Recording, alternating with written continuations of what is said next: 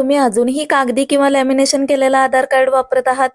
आता फक्त 75 रुपये भरून एटीएम कार्ड सारखं दिसणारं मजबूत आधार पीव्हीसी कार्ड घरपोच मागवता येतं. मोबाईलवरून आधार कार्ड कसे मागवायचे ते मी आता तुम्हाला दाखवणार आहे.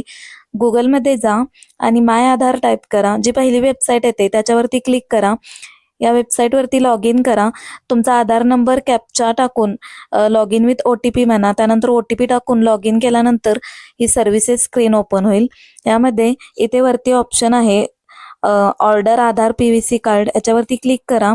यामध्ये तुम्हाला तुमचे सर्व डिटेल्स दिसतील. त्यानंतर नेक्स्ट म्हणा. नेक्स्ट म्हटल्यानंतर इथं पेमेंट ऑप्शन येईल.